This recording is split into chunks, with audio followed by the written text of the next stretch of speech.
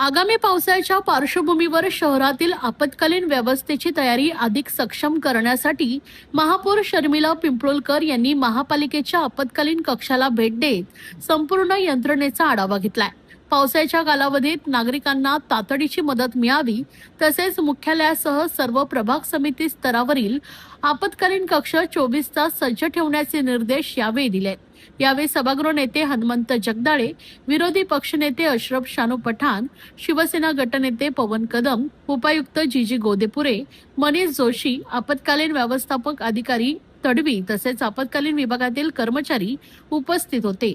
महापौर शर्मिला पिंपळकर यांनी सांगितले की मान्सून कालावधीत कोणतीही आपत्कालीन परिस्थिती उद्भवल्यास मनुष्यबळाची कमतरता भासता कामा नये।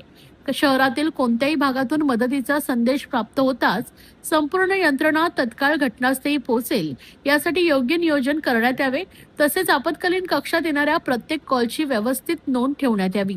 संबंधित तक्रारीवर कोणतीही कार्यवाही करण्यात आली याची माहिती तक्रारदाराला वेळोवेळी देण्यात यावी, अशा सूचनाही त्यांनी अधिकाऱ्यांना दिल्यात। यासाठी आवश्यक असलेली सर्व यंत्रसामुग्री अद्ययावत ठेवण्याचे आदेश प्रशासनाला देण्यात आलेत। प्राप्त झालेल्या तक्रारींचे पूर्णपणे निवारण होईपर्यंत त्याचा सातत्याने आढावा घेण्यात यावा, असंही त्यांनी स्पष्ट केलंय।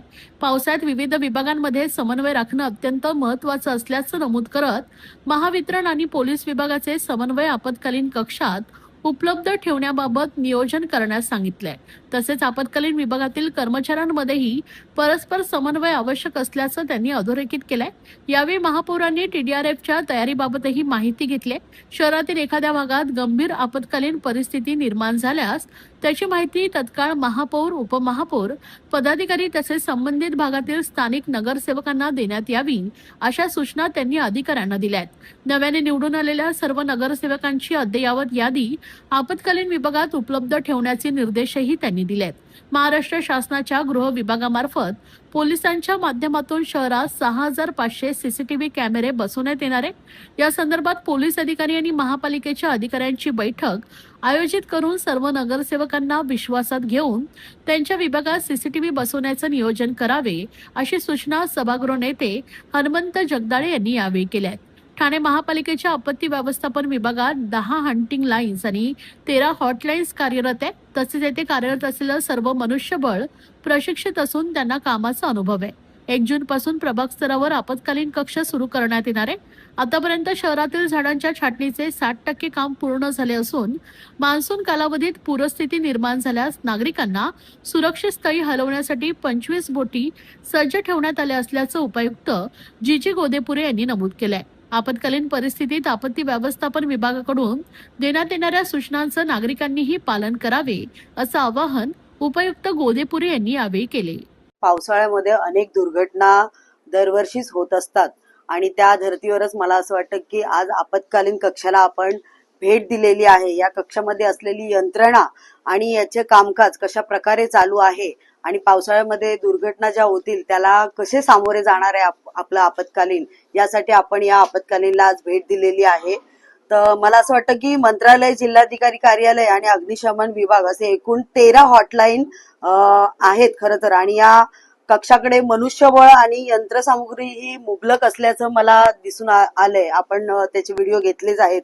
पण येत्या मान्सून कालावधीमध्ये खरं तर आपली सदृश्य घटनांना सामोरे जाण्यासाठी ही व्यवस्था एकदम चांगली व्यवस्थित असली पाहिजे। एखादा फोन कॉल आला तर तो उचलला गेला पाहिजे, कारण स्थानिक नगरसेवकांचे असे म्हणणं असतं की आम्ही वारंवार फोन करतो पण फोन उचलले जात नाहीत। तर ही सगळी व्यवस्था कशी काय आहे बघण्यासाठी आणि आपत्कालीनला जे अधिकारी जे आहेत त्यांना आपण या सूचना आज दिल्या आहेत की जी घटना ज्या प्रभागामध्ये होईल तर त्या तिथल्या स्थानिक नगरसेवकांचे फोन होतात, कधी नागरिकांचे फोन येतात, तर ते फोन उचलले गेले पाहिजेत किंवा एखादा नगरसेवक त्यासाठी पाठपुरावा करत असेल तर त्या तत्काळ त्या घटनेवर आपण हजर राहिले गेले पाहिजेत। कक्षामध्ये काही सुधारणा पण करण्याच्या ज्या गरजा आहेत त्याही आज आपण बघून घेतल्या आणि तसे निर्देश अजून वाढवण्यासाठीही आपण आपत्कालीनला सांगण्यात आला आहे। नुकतंच या ठिकाणी सन्माननीय उपायुक्त गोदापुरे साहेबांनी या ठिकाणी स्पष्ट केलेलं आहे की महाराष्ट्र शासनाच्या वतीने म्हणजे गृह विभागाच्या वतीने ठाणे शहरामध्ये 6,500 त्या ठिकाणी CCTV गृह म्हणजे पोलिसांच्या मार्फत या ठिकाणी बसवले जाणार आहेत. वास्तविक पाहता CCTV बसवणं आणि ती CCTVचं सेंटरवरती त्या ठिकाणी ते चित्र दिसणं म्हणजे अंमलबजावणी होणं, या दोन गोष्टी अतिशय महत्वाच्या आहेत. खास करून फॉरेस्ट विभाग असेल, जो फॉरेस्ट विभागाला लागून झोपडपट्टी आहे, त्या ठिकाणी वेगवेगळ्या प्रकारची नशा करून त्या ठिकाणी नागरिकांना निश्चित प्रकारे त्रास होतो. त्याकरिता त्या ठिकाणी CCTV बसवले जातात, पण ते CCTV जर दिसत नसतील तर पुढची कार्यवाही पोलिसांच्या मार्फत होत नाही. म्हणून मी नुकतंच या ठिकाणी गोदापुरे साहेबांना सांगितलं की माननीय महापौरांच्या अध्यक्षतेखाली या ठिकाणी महापालिकेमध्ये पोलीस विभागाचे प्रतिनिधी, महापालिकेचे प्रतिनिधी आणि गटनेते यांच्याबरोबर एक बैठक घेऊन त्या विभागामध्ये पहिलं तर 6,500 जे शासनाने गृह विभागाने मंजूर केलेले CCTVज आहेत ते त्या विभागामध्ये निश्चित सन्माननीय नगरसेवकांना, त्या विभागातल्या नगरसेवकांना निश्चित प्रकारे विश्वासात घेऊन त्या ठिकाणी बसवण्यात यावे आणि CCTV बसवून त्या ठिकाणी जे असे गैरकृत्य होतं त्याचं निश्चित ते सेंटर अतिशय चांगल्या प्रकारे कार्यरत राहावं या संदर्भाची भूमिका घेणं गरजेचं आहे, जेणेकरून शहरामध्ये असे जे लहान सहान गुन्हे घडतात ते गुन्हे उघडकीस यायला या दृष्टिकोनातून मदत होते. पण निश्चितच या आपत्ती व्यवस्थापन कक्षाच्या बाबतीत आयुक्त महोदयाने देखील मागील 8 दिवसामध्ये बैठका घेतल्या. त्याचप्रमाणे काल देखील आयुक्त महोदयांनी या शहरामध्ये जेवढ्या काही संस्था, शासकीय संस्था ज्या कामकाज करतात की ज्या या शहराच्या मान्सून कालावधीमध्ये ऍक्टिव्हेट असणं किंवा त्यांच्याशी कोऑर्डिनेशन असणं गरजेचं आहे, अशा सर्व संस्थांची, शासकीय यंत्रणांची काल बैठक घेतली. त्यामध्ये देखील आयुक्त महोदयांनी आढावा घेऊन पूर्णपणे त्यांना मार्गदर्शन केलेलं आहे. हा जो आपत्ती व्यवस्थापन कक्ष आहे तो व्यवस्थितपणे कार्यरत आहे. इथे आपल्याकडे 10 हंटिंग लाईन्स आहेत, त्यानंतर 13 हॉटलाईन्स आहेत, त्यानंतर पुरेसं मनुष्यबळ आहे.